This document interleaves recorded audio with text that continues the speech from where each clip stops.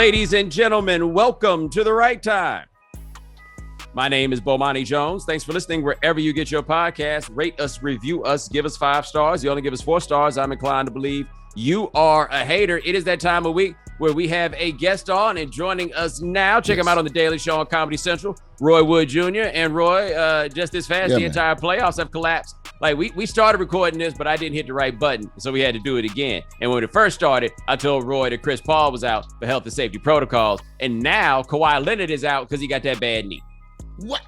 Wait, why do you keep dropping these bombshells on me? Because I'm getting them dropped on me.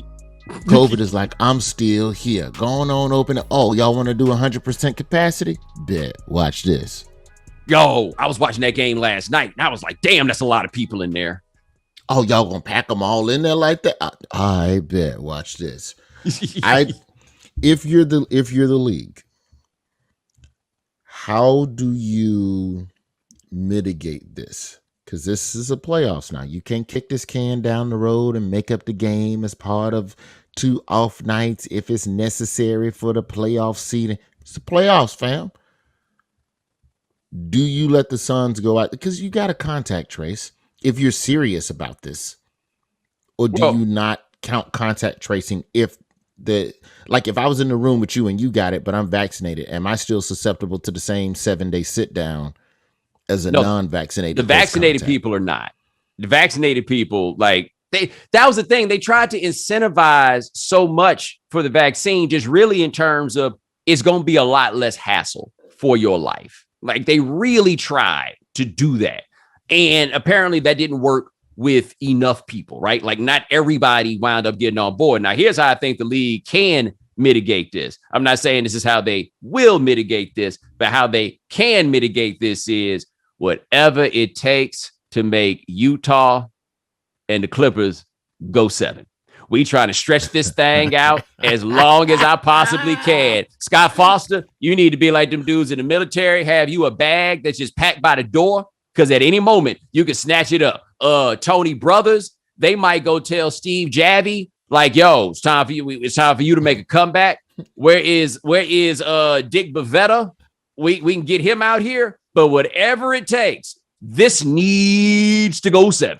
Yo, all them refs for that series gonna have that Buffalo Wild Wings phone. Was that commercial where people called a ref? Yeah, keep the game going real quick, ref. Go on, call a foul or 2 real quick. Yeah. Like, that's what it needs to be. I just think that this is the reality of the world in which we live, and if you're willing to take those types of risks, then it's at the detriment of the team, but to the benefit of yourself. So hold on, is it to the benefit of themselves? To their own perceived benefit. Oh yeah. But say now, what I'll be curious about is like which kind of COVID he gets, right? Because I think we've all had friends with COVID, had it. People had it. I had that 4-day lay down back in January. Cold sweats. I didn't have none of the. I had no fever, but let me tell you, when I couldn't do nothing to keep my feet warm, and I couldn't do nothing to cool off the rest of my body. Like, just burning up, but no fever. I don't even know what that means, but I know it was 4 days of it. So I had a partner that had to go to the hospital twice off of it, right? Twice. But here's the thing. COVID does stuff that, like, his case, I didn't even know these were things, right? Like the stuff you were talking about. I'm like, oh yeah, I heard of that one. He went in the first time with abdominal pain and cramping, like to the point of having to go to the hospital. Like, that's how tight up his stomach was. And then it was that thing where you can't sleep. And so you talk to him and he was legitimately delusional. Like he couldn't keep up from down because he had basically been awake for so long. And then the oxygen levels dropped. And then he had to go back to the hospital again after this went down. So on top of the weird symptoms, then he got hit with all the original recipe symptoms. Yes, that is correct. You can't play no 48 minutes of basketball. Oh, that's what I'm saying. I just don't understand how people can hear about this and people be like, look, at the very least with the vaccine, it won't be like that, right? Like, you won't get the terrible life-threatening symptoms. And people be like, nah, I'm going to just roll the dice on this. People who's on planes, going through arenas, all of this stuff. Like, at some point, we do get to judge people beyond the fact that they're not getting vaccinated. the bigger issue, and I don't even think like he low key needs to pray that here's what he needs.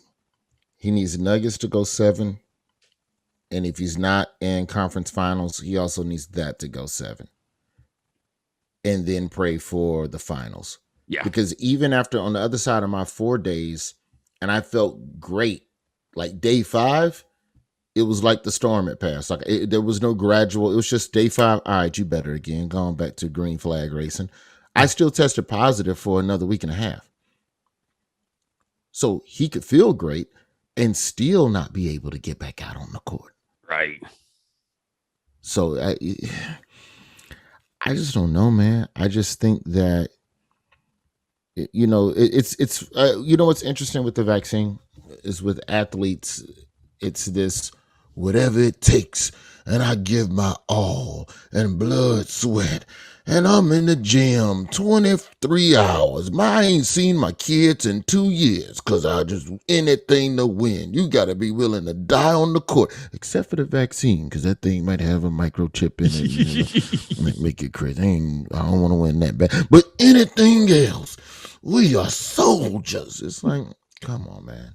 Well, that's why I look at LeBron crazy in this, right? Like and the reason I do this is, and people got a little upset with me last year because I've been a bit more pointed in some of my criticisms of LeBron in the last year, and not on court LeBron as much as off court LeBron. And I believe that off court LeBron means well and has done a lot of really good things for the society at large. However, I think that he also likes to center himself on these things in ways that just, you know what I mean? It's just kind of like it ain't about you. Like, even if you the dude that's at the front, like you get called to the front, you don't force yourself to the front and you don't tell us about how you the man at the front. But this was the time for him to be the man at the front, right? Like he was showing up to games last year with the leader to society t-shirts.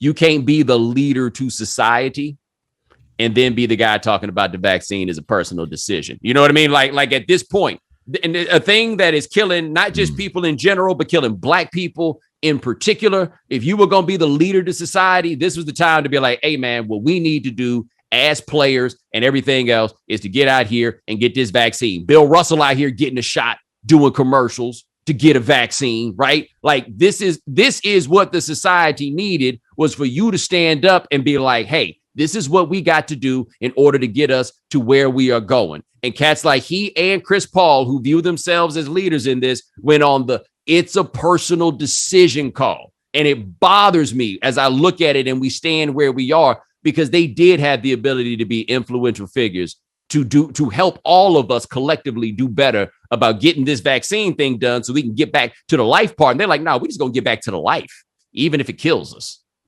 And that's why I'm looking at it the same way you are. Like, yo, I'll do anything to get on the court, but you won't do this. No, I ain't do that, but I'm a warrior. And the warriors gotta be out there and do anything and die. You willing to die on the court with the ball in your hand, but not that vaccine, man. I don't know about that vaccine. Now, I'm going to get it, but I ain't going to tell y'all I got it because I don't want my fellow coworkers to get mad at me and make them think I'm forcing them, because I'm still my friend and I like them. Maybe it's that, I just think that, you know what I meant to ask you? I saw an article, because we're getting into this question about mandatory vaccinations in the workplace. That's starting to bubble up. I know we can double check it. I know Delta and United said they're only going to hire vaccinated people, which in itself is not really mandating a vaccination. Right. But it's like, you want to work here. You want a job? You want a job? That 4 years of college, 2 years of Votech, and also you need to make sure you get that Moderna. In an article I saw, it posed a very fair question. In a workplace where vaccinations are not required, is it a HIPAA violation? Is it an HR violation to ask your coworker if they've been vaccinated? Do you have a right as an employee, and you got a cubicle across from whoever? A lot of these offices and the way they were pre-COVID, it ain't no 6 feet between you and the next dude. Y'all little work terminal is right there side by side, like two detectives in a small town. Right. Can you turn to him and go, hey, did you get that shot or not? If I can't ask, I ain't got to come. That's how I feel about that. Right? If I can't ask this person, then I ain't coming. It's a fair question. Then what does that person have to tell the truth? Do I even have to answer you? And see, and that becomes the problem. So I had to take a trip for the first time over the weekend. I had to go to Atlanta for a memorial service. Got to see my parents, all of that stuff.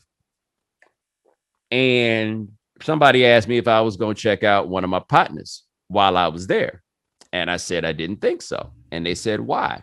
And I said, because if I ask him if he's vaccinated, he's going to tell me yes. But I don't know if he's going to tell me the truth. Ooh. And I just couldn't roll the dice on that. You know what I mean? I just could not do that. I'll say this as a person that supports vaccinations and getting vaccinated. It is an awkward question to ask. But once you're on the other side of that, there's something freeing about it. So I went Cubs Mets this week. Saw the Cubs lose on Monday night. And I was sitting in a part of the stadium. Thank you to the alcohol sponsor that was very kind to open up their suite to me and my guests. But they required that you show a vaccination card. You had to show proof of vaccination. So you knew when you stepped up in that spot, everybody had gotten a shot. I did a comedy show in New York City last week. And when we were trying to figure out, all right, we're going to do 5 or 6 little shows at this little spot. How do we want to handle social distancing? And then the girl that I was booking it with, she was like, nah, people need to show cards. You need to submit all that information. And when you show up to the show, you need to have that on you too. And I was there at the table as I'm walking in and I'm watching people like, it was almost like U.S. Customs. Like, do you have your papers? Where are your papers? And it was awkward. It was very awkward. I'm trying this. I don't know if this is not a good comparison, but it's the only comparison I have based on the scope of the life that I've lived. It was that awkward transactional moment that happens before a lap dance. Where you're at a strip club and hey baby, you so cute and you want to have a good time. Yeah. All right, it's gonna be $60, baby. Pay him and make sure the money's good. And then all right, now you can come and enjoy yourself. But on the other side of that, everybody had a good ass time. Now, are people gonna go on Photoshop and make themselves their own fake vaccine cards to take a picture of? Absolutely. There's gonna be some of that. But all you can do is put up barriers to make it harder for people who are on the wrong side of that. Because I think if you're lazy enough to not get vaccinated, you're not on Photoshop making fake Moderna. No, but they are going like on eBay and buying fake cards. Like they are not necessarily willing to put in the elbow grease required to make their own. But there's definitely somebody out there that's here for you. And by the way, if you are the person on the eBay selling fake cards, I hope you understand you are going to do some calendars for that when they find you. I will say this, though, about the vaccine from a research side of the game. It is still very early from an R&D aspect for what we have injected into ourselves. However, when I play the odds of will this turn me into the dude that was in the toxic sludge in the original RoboCop, or kidney failure, loss of taste. I have a friend right now in Texas. She hasn't been able to taste food for a year. Because of COVID. Perfectly healthy, COVID negative now. But as a result of that, yeah, just straight up can't taste anything. I know people with hearing issues. Like, it's weird. So when we get into what's the risk, I'll go with science. Well, also, I would say the thing though about the being early in it from R&D perspective, because that was my concern early also. And then you realize they had done a lot of the research before we even knew COVID existed. Like there was a lot of front end work. And so COVID is basically they're working off of things they'd already done before and they feel good about, and then did a little tweak on it to make this one particularly work and then go from there. Like that's actually safer and surer than I think that people realize that it is. Like, no, like I understand people initially having questions about doing this. But now we're at a point where it's just like, come on, don't you realize that all the smart people around you are doing this and all the dumbasses in your life are not? Like at some point, I do think that people need to start doing that. Take an inventory in your life. Go line up all the people you know that got that jab, and then go line up all the people you know who did not get that jab. And which side of it is the dummies? Because we all know a few. Not everybody on the not jab side is a dummy. Not all of them, but the dummies are over there with you. I had a conversation with the receptionist at a doctor's office who hasn't gotten the vaccine. A receptionist at a doctor's office who hasn't gotten the vaccine. And her justification was, because of some pre-existing conditions that I have, the vaccine runs the risk of activating some autoimmune conditions that I have. And that, for me, is too great of a risk versus just dipping and dodging around people. And she feels comfortable in a room with vaccinated people. She's one of those people, I wear the mask if it make you feel comfortable, but I really don't want to wear this thing. Mm-hmm. So there's some people where I'm like, all right, you've made your choice. You've chosen why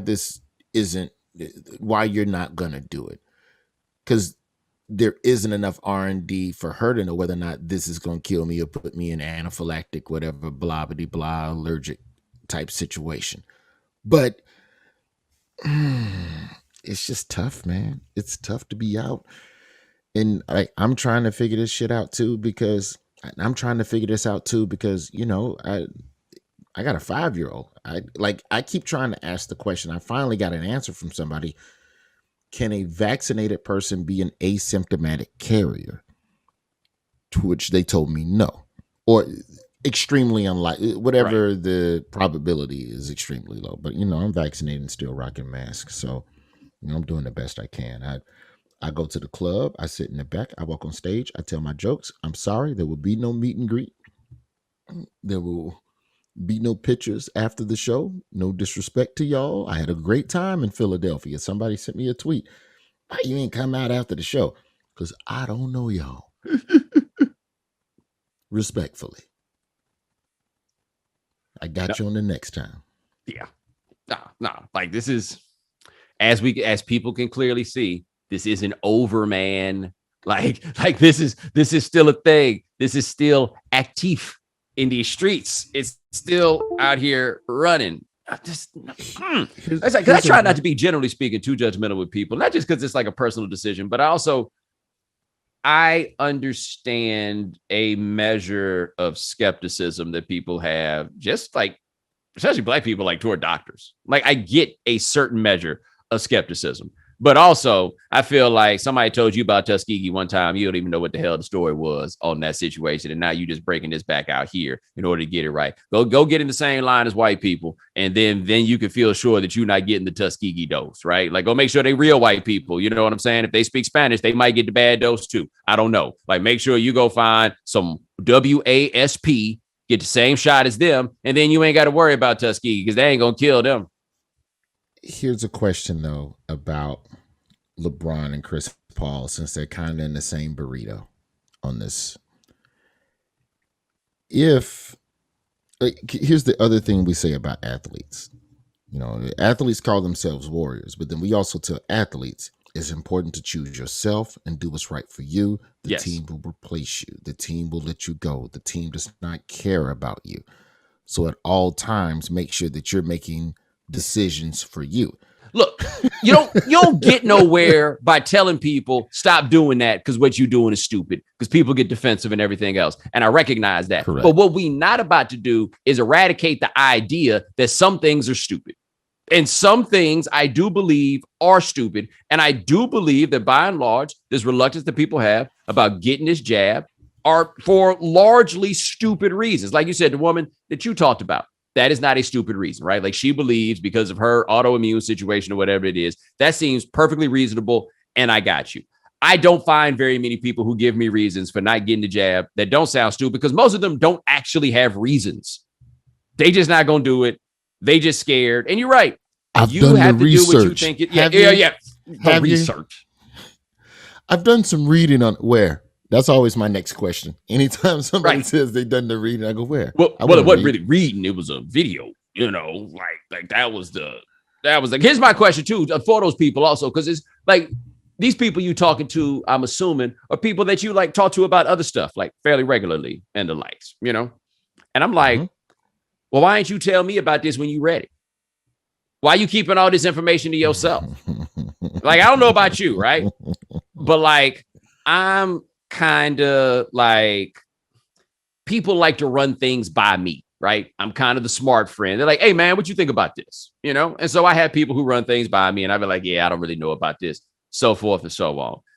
And I'm just looking at it like, okay, so you did this reading, but this time you don't need to holler at me about it. This time you don't want me to let you know what the deal is. And as I've talked about on here before, when you ask people, you got that jab, and their response is not yet. No, just not. Just say not. Ain't no yet. You're not going to do it. There's nothing stopping you from doing it right now. Somebody dropped the not yet. Sam Darnold dropped the not yet. I sent the tweet just saying, don't say not yet. You just not going to do it. And then, of course, all the hit dogs popped up, and they're like, well, it's obvious that what he means is that he doesn't know the long-term consequences of this. That's what you got from not yet. That's what him. I need to get more information, and magically, you know exactly what information it is that he needs. No, that's your story, and now you projecting that onto other people because you know that I think that you are stupid. So hearing me say that I think what he's saying might be ridiculous means I'm saying that you are stupid, and you just might be, man. How great is it that we live in a time where we question science and deny history in our textbooks? Yes. It's so awesome. We just, screw all of that. Is 1 + 1 still 2? Or are we going to argue about that as well?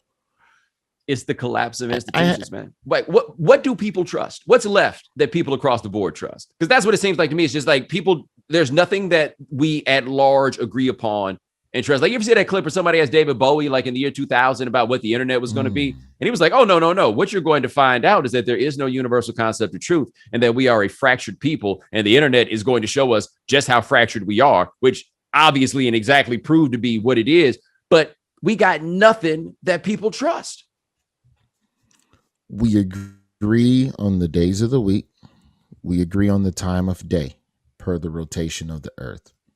We don't agree on the shape of the earth, but we at least all agree it is moving and the sun goes up and down. We don't even agree on daylight saving time.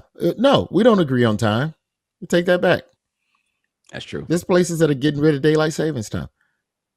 That's why, which brings me to another question I had for you. This Father's Day, give the father figure in your life the gift of natural relief of muscle tension, aches, and soreness caused by everyday stress and strain with Theragun. Theragun's the handheld percussive therapy device that releases your deepest muscle tension using a scientifically calibrated combo of depth, speed, and power. And it's as quiet as an electric toothbrush. Whether you want to treat your muscle tension from working out, an injury, or just the stresses of everyday life, there's no substitute for the Theragun Gen 4. I love to use Theragun after a tough leg workout. The day after, where it starts feeling a little bit tight, that is the best feeling in the world for me, and I bet you'll feel the same way too. Theragun is trusted by 250 professional sports teams like Real Madrid and elite athletes like Paul George, DeAndre Hopkins, Maria Sharapova, hundreds of thousands of customers, and me. Now until Father's Day, purchase any Theragun Pro and receive a free Wave Solo. That's a $79 value with powerful vibration and pressure for targeted areas like your heat and hip flexors for free. Stress less with Theragun's 30-day money-back guarantee by going to therabody.com/Bomani. Therabody.com/Bomani. About an appropriate or inappropriate thing to say to someone in the workplace. I had this debate with a coworker earlier this week. Can a white person wish a black person a happy Juneteenth? I mean, they can, but you so ain't know really that hesitation. That hesitation really right there. there. You ain't got to do that though. Like it ain't necessary. Like, how do you handle Hanukkah?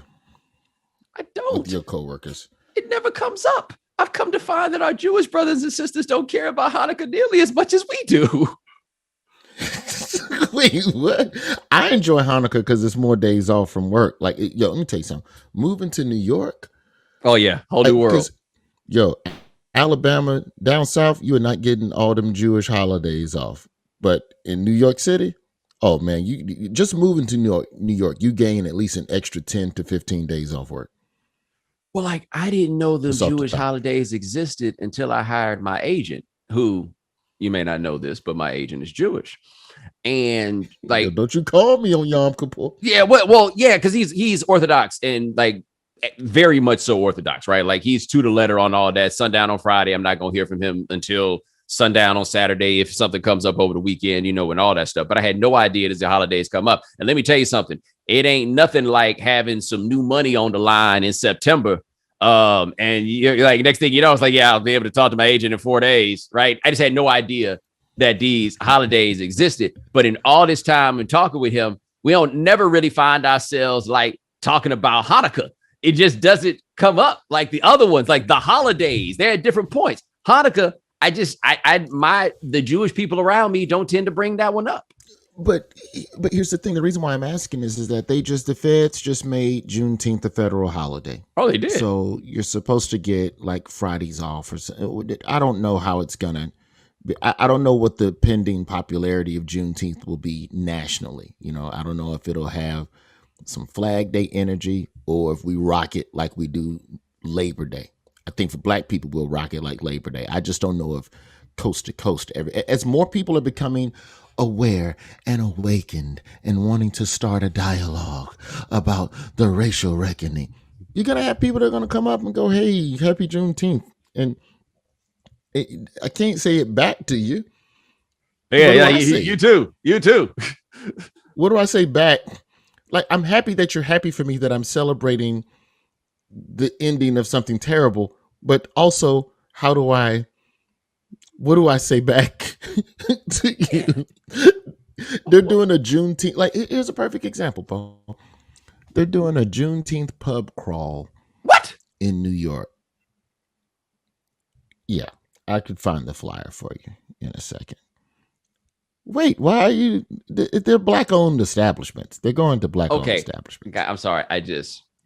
When I hear the word, that better? When I hear the words pub crawl, I do not think of Black-owned establishments. I just don't. Like, it's typically not like when you think about people who do pub crawls, they also wish you happy Juneteenth and you don't know what to say. Like, I don't feel like I'm wrong here in that. Okay, we back together now, though. Okay. These are Black-owned establishments. Black people going to Black-owned establishments. I feel like a white person could take part in that, right? Yeah. If you want, if you want to invite them in, like, this is my thing though about Juneteenth and everything else. How inclusive will Juneteenth become? That's what I'm trying to figure out. It'll just turn into growing as a holiday. Well, for white folks, it's just gonna be Columbus Day, and that's fine. And to be honest, for Black folks, it's just gonna be Columbus Day, and that's fine because so it'll be white people St. Patrick's Day. Well, no, they ain't even going. I don't even think they're gonna get involved in that because no. Like, if white people start treating Juneteenth like Cinco de Mayo. I don't know what the equivalent of the sombreros will be, but it's gonna get your ass whooped. No. But I mean the way Black people treat St. Patrick's Day, where we're just like, St. Patrick. Yeah. But at the same time, that's like, yo, boy, that's a lot of really drunk white people in places where I might not make it out. Like, I don't know if that's the way I want to play this game. But I did a talk for somebody actually yesterday about this with Juneteenth, and I'm like, Juneteenth lands different with me because I'm from Texas, so. To me, it is weird that everybody else is jumping on Juneteenth because to me, Juneteenth is a specifically Texas occasion. It is particularly relevant to Texas. June 19th, 1865 is when we found out in Texas that the slaves had been emancipated. And then it goes out from there. And then you get places like Oakland, which is basically a city full of people from Texas. They do Juneteenth stuff up there. Like when the Great Migration came from Texas, we tended to go west. But like, I remember when we moved to Texas and people were telling me about Juneteenth, I'd never heard of it before. I never really heard it in other places. People like, oh yeah, we had a Juneteenth picnic where I was from. Yeah, y'all had a picnic at this place. In Texas, it's Juneteenth everywhere, but it's Juneteenth among Black people. And we do not need this to be acknowledged by white people. I do not need the federal government to acknowledge this as a day of celebration because I know they don't believe it. I know they don't actually do this. Now, if they just want to take a day off, that's fine. But you ain't got to wish me happy nothing because ain't no black people wishing you no happy Juneteenth. Either y'all going to the barbecue or you not. But it ain't like we just around here talking about it. Like, we don't have to get together and talk about what Juneteenth means to us. Like, that's the question at the talk I did yesterday. And they're just like, what does Juneteenth mean to you? And I'm like, it means we go barbecue. Like, holidays ain't, like, we've turned holidays into things that require so much more. You remember when we was a kid, you could go to Memorial Day barbecue without turning on the TV and having to be sad about somebody who died or having to go to Arlington to go visit a relative. You just got up and went to the barbecue. I don't have to, on July 4th, I ain't think about no John Hancock. I ain't think about no Thomas Jefferson. Not a single American flag present either. No, not really. Like that was the interesting thing too. Like when you start moving around white people, you lived around black people before, you'd be like, oh, y'all break out flags for this. We just break out the grill. I literally wouldn't even know where to go buy an American flag until like years after college. I don't even think I saw an American flag, like outside of ROTC in high school, like go buy a flag. I would, I guess, an Army Navy store, perhaps. I still don't know where to get an American flag, and I worry that the places to go get this American flag, I might not be welcome. Like, can in these places where you can get the American flag, I feel like I could get the American flag. I might be able to get the thin blue line flag. I might be able to get the snake. I might be able to get the snake flag, but I bet it ain't got no red, black, and green. But you can't get that. Me. No, you ain't getting no Pan-African action in there. Yeah, I feel like there's a degree of, I can be blunt, I'm all right with it being a national holiday. Let's sit and let's acknowledge it, because that's what people who don't respect black issues need. You need to understand there has to be a decree. There has to be paperwork attached to it for your ignorant behind to understand and see the gravity of what this is, so that you don't view it as some random just black people turning up during the summer, because it's not that. It has a much deeper meaning than that. And we're already fighting to get stuff in the textbooks. So until you can get it in the textbooks, whatever we can do, if it means sending everybody home on June 19th every year, take your ass home. Well, why are we going home? Because black people had something terrible done to them. So go home and reflect. Now, we know you're not going to go home and reflect. You're going to go and you're probably still going to come into work. Some of y'all, depending on the job. I'm okay with it. I just don't know what I would say to somebody if they wish me a happy Juneteenth. I don't think it's not an HR issue. No, but that's not the way I need the so-called ally to show up, I guess is all I'm saying. Like, it ain't that, like, sometimes I do want to look at things and just be like, hey man, it ain't even that serious, man. And I think it gets hard because, like, especially with the younger folks, with all these things that's happening in the world and stuff like that. And, especially last year, post George Floyd, a lot of them getting up and making sure that they want their employees to know how they feel and they want to be heard. And I think, like, part and parcel with that is wanting these people to, like, show a concern and talk to you and ask you how you're feeling about these matters and the likes, which is the last thing that I want. I don't want you asking me nothing about these things in this personal sense. I just need you to acknowledge the existence of these phenomena in the larger world. But I don't need you to show me your love and empathy in this way. I just don't expect that from you. And that's cool. I don't need the black people at my job to do that neither. It's all right. I just don't require that of you. So you can tell me happy Juneteenth if you want, and I will be nice about it. But I'm just here to tell you, it's really not necessary. It's really, really not. Like, I got calls from the job during a Juneteenth thing. This is somebody who don't work here no more, so nobody care. And he called me. He just wanted to thank me for everything that I was doing. And I was like, dog, I'm just coming to work. Right. Like, it was like after George Floyd, because I was on a lot of shows that I ain't been on since. Right. Like, oh, tell us about this, talk about it real quick or whatever. And it's always awkward when these ESPN shows that I don't go on call me about this stuff because they're not ready for my get down.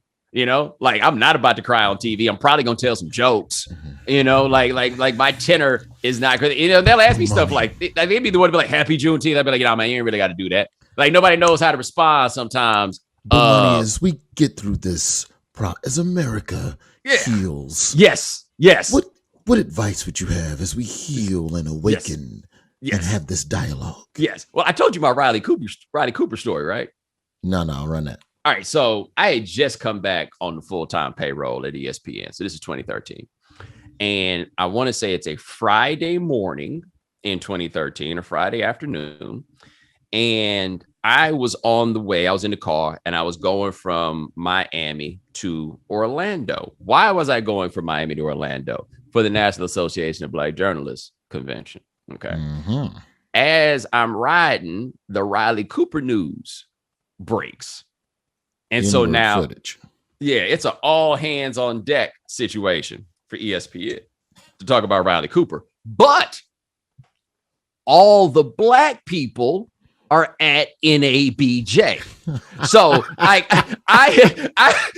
have just returned to the company. So I know I'm not very high on the telephone tree. Like, I don't know how many people they went through. Stephen A, can't get him. Will Bond, can't get him. J.A. Adonde, nope, not picking up the phone either. Rob Parker's still in the mix back in then. He might have been. There. He might have been, right? Yeah. And so they go down the list, and then somehow they finally get to me. And so, again, I'm in the car, so I'm just doing a phoner, and they get me. And for those of you who don't remember, Riley Cooper was at a Kenny Chesney concert and got caught by somebody on video saying that he would fight every N-word in the stadium, right? That was he was caught saying.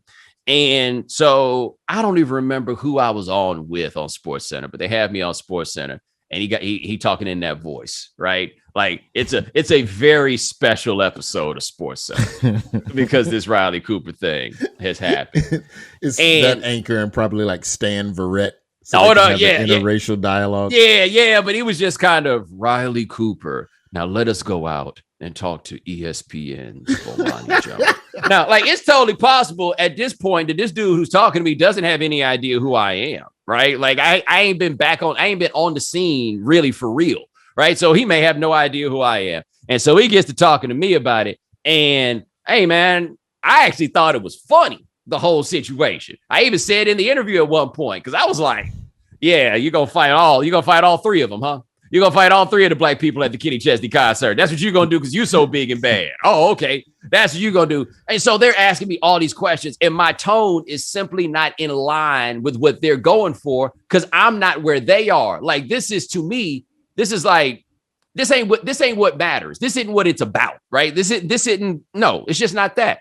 And so, like, they even got to, should Riley Cooper still be on the Eagles? I'm like, yeah, man, them dudes in the locker room can make peace with it. That's fine with me. Like, it ain't about what we think about it. It's about what the dudes he work with think about it. If they can handle it, then cool. Keep your job. This is what it is. Like, every answer I was giving this dude, he's like, whoa, I did not think that's what I was going to be receiving. But Bomani, don't you feel that at some point that he has to atone? How should he apologize? Yeah. To his teammates. See, the thing was the Black People Museum wasn't open yet. You know what I'm saying? Like, I wish the Black People Museum had been open at that point, because then I could do that thing that they do like the Deshaun Jackson and everybody else, where they make you go to the Holocaust Museum when you say something anti-Semitic. That's been like that. Well, what this person needs to do is they need to go to the Black People Museum and go see the truth. So the problem with the Black People Museum is you get in there and they talk about like Motown and Smokey Robinson. You know what I'm saying? Like, there's all kinds of joy in the Black People Museum. Nah, that's why we need that slavery museum, just to go do this to people. When you say something dumb about Black people, we need you to go be sad for 4 hours and then come back and come out and tell us how you have changed, even though you haven't. Yeah, just why make them work there. Like, just do tours at a civil rights museum. Yeah. That stuff is effective, by the way. You ever been to that museum across from the King Center? Like the 20 years years built in Atlanta? Yeah, 20 years ago, they had an exhibit. It wasn't at the King Center, but it was at the joint across the street, and it was a lynching exhibit. And I went with a company that I was interning with, and let me tell you, brother, that was like a Scared Straight episode. They was out there after that, like just couldn't believe it. They had no idea. The African American Smithsonian does it right, where they make you start at slavery. Yeah. And then as you walk through the museum, it's like a journey through blackness. And then it ends with like Jordan and Prince and Beyonce. Yes. so you can leave on an upbeat, which is why I tell people, if you go to that museum, that museum in DC, you got to block out 5-6 hours. Yeah. because you're gonna have to take a little break. They got a time. They got a little cafe halfway up as you go up each level. Like, hey, time to take a snack break and reflect, and then get back in there. Like, it's done perfectly, but it's one of those museums where they know it's heavy, and we know it's gonna be a lot, so we gonna end on the happy stuff. And I think maybe that's what you do for Juneteenth. Just let white people work at all these museums as employees. No, I take them down like my man. I forget the name of, that plantation down in Louisiana that the dude is turned into a museum. Oh, I know what you're talking about. I forget the name of it. He's invited me to come, and I have to remember what the name of it is, because I definitely want to go check it out. Because it's not. See, the thing about plantation tours in the South that y'all got to understand is, if you are not a Southern person, I remember this. I'll never forget this for the life of me, man. I was in 4th grade. And we had been learning about like Civil War, whatever, all that stuff. And there was a big plantation in like not far outside of the little town that I went to school in. And I just remember one day the teacher came in and was like, guess what? I'm like, what? We're going to Liendo Plantation. Woo! All the kids were excited. And there was me like, what's there to see? I don't really understand. I don't really understand. But they go in to look at the house. You know what I'm saying? They go in to look at. They're not going for any of the sadness. That's like you can't. I'm trying to think. We went to one in Memphis. I lived in Memphis till like the 2nd grade, and I remember we went to a plantation, and then they also took us to Alex Haley's house, like all in the same day. Which, in hindsight, kind of a weird blocking of field trip locations. Mm-hmm. Also a little grown for a bunch of 1st and 2nd graders to be going to. Like, I understand, know your history, but yes, a bit much. Yeah. Like, I remember coming home from it, and my pops was like, where'd y'all go? And I was like, we went to Alex Haley's house. He was like, good. What did you learn? I was like, that was his house. like my dad thought that there was some deeper Black history, whatever the hell going on. I'm like, nah, they just said this is the house. And then we was like, so who's Alex Haley? And then they were like, you'll figure that out later. Like, that's how they like you talk about all that critical race theory stuff.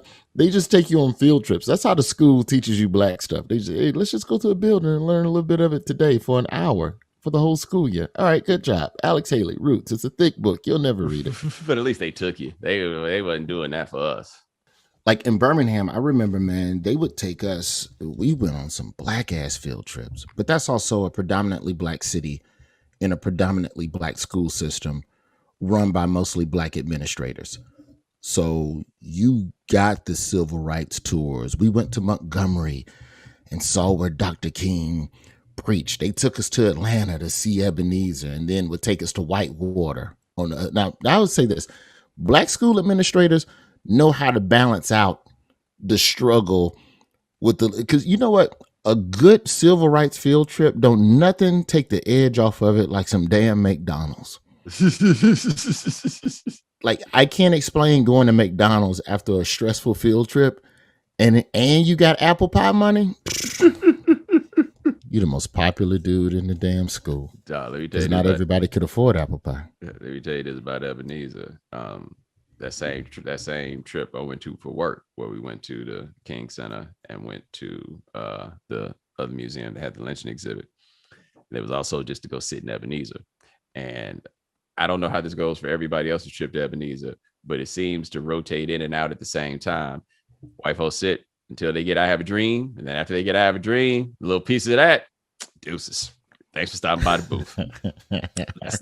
That's the end of it, man. This has been a far-ranging podcast. We started off with Chris Paul and COVID and Kawhi Leonard and his bum knee, and we got around to like sad field trips, but the joy of the apple pie. And I feel like we just kind of gave people the whole experience right here in 45 minutes, bro.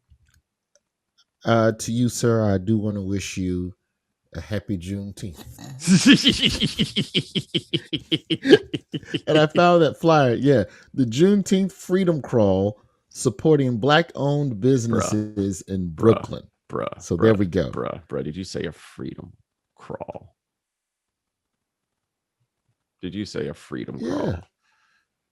Now you off it again, man. No, I'm just saying, like we just a freedom crawl. That's up there. There's going to be some trial and error as we figure out how to celebrate this newfound national holiday. Okay. Right? Okay. But you realize what's coming next, right? You realize what's coming next. The Juneteenth mattress sale is coming next.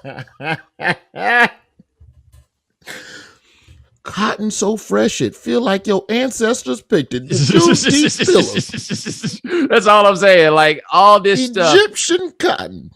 All this stuff eventually just turns into a sale. That's all. But that, ladies and gentlemen, is Roy Jones Jr. Right. Check. Hey, Roy, I called you Roy Jones Jr. That's a different person. I'll be him too. He from the South. Roy Wood, he from Alabama.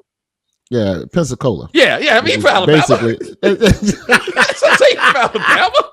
I know what Pensacola is. That's Alabama. I mean, Roy Jones and Emmitt Smith, they both from Alabama. And if you don't realize it, I mean, Roy Jones be talking about watching Roosters fight. And I don't know how much more Alabama it gets than that. So disrespectful. How's it disrespectful? That's the truth. It's like when you think about Florida Panhandle is a unique cultural place that has similarities to Southern. That's what I was about to say. It ain't that unique. It's like Alabama. It's like when you go down and you take 95 down or 75. Either one works. You take them from Georgia to Florida. You better see the line, because if you don't see the line, you don't know when you got into one or the other. You have no idea. Same North Florida, South Georgia, same place. You fair. Panhandle and East Alabama, same place. Florida don't start till Ocala, around the turnpike before north of Orlando. Yeah, that's when you get postcard stereotypical Florida. Yeah. Otherwise, you get stars and bars, Florida. Then Anyway, that's Roy Wood Jr. Flags. Yeah, check him out on The Daily Show. He getting his comedy back on. Check him out. Follow him at Roy Wood Jr. on the tweets. And ladies, let me just real quick, RoyWoodJr.com, Denver. I'm taping my Comedy Central Hour special in October. Tickets are available now if you want to come be a part of history. I might have to. Denver, you say? That might be, shall we say, extra funny. Everything legal. Are you doing it at Red Rocks? No. Gothic Theater. Yeah, I went and saw Stevie. At Red Rocks. That was great. Except Stevie wasn't feeling well, and so he pulled Usher on stage to help him out. But Usher didn't know the words to the songs, and so and so it reached a point where Usher had to just start dancing on the piano because he was running out of tricks. And so Stevie was trying to feed him the words, like Usher didn't know the words to "Ribbon in the Sky," And so Stevie would be like, "For so long," and then Usher would go, "For so long, on this night I pray." And then at one point, Usher couldn't keep up. And Usher looked at Stevie and said, "You talk too fast." And it was amazing, wasn't it? Yeah. I mean, it was just the very notion. Stevie at Red Rocks. The most disappointing part, though, was that the crowd's favorite song was Stevie's biggest hit ever, and my least favorite Stevie song ever, which is "I Just Called to Say I Love You." And I just felt like if you liked "I Just Called to Say I Love You" that much, you shouldn't have been allowed to come to the show. I'd risk 100% capacity to see Stevie Wonder. If Stevie Wonder was out right now, 100%. Stevie Wonder and Andre 3000.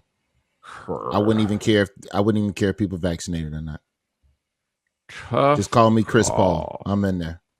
Tough call. Who would I? Andre 3000 doing his whole catalog. I'm in there. How about maybe Andre 3000 if he does part of the catalog? I got a few songs I prefer he not do. You don't want him to get to Love Below? Yeah. Only some of those. And like the Idlewild, and some of those I don't really want him to do. Yeah, okay. We leave Idlewild out. Yeah, all his rap songs. Yeah, I'm here for it. Y'all told him he could sing. All y'all, because y'all wanted to look deep. Y'all told him he could sing. Am I lying? Listen, I didn't say an Andre 3000 flute concerto. Oh, I might be okay with the flute. Just don't sing. I don't know how good he is at the flute. He might be better. I just don't want to hear him sing. I seen him walking around East Village playing the flute. He's pretty good. Okay, play the flute. Don't sing. That's all I'm saying. All right. No singing. Fair enough, man. But ladies and gentlemen, thanks so much for joining us here on The Right Time. We do this thing 3 times a week. My man Dave Presley handling everything behind the scenes today. Thank you, sir. Remember, follow The Right Time. Rate us, review us, give us 5 stars. You only give us 4 stars. And I'm inclined to believe you are a hater. We'll talk to you guys in a couple of days. Take it easy.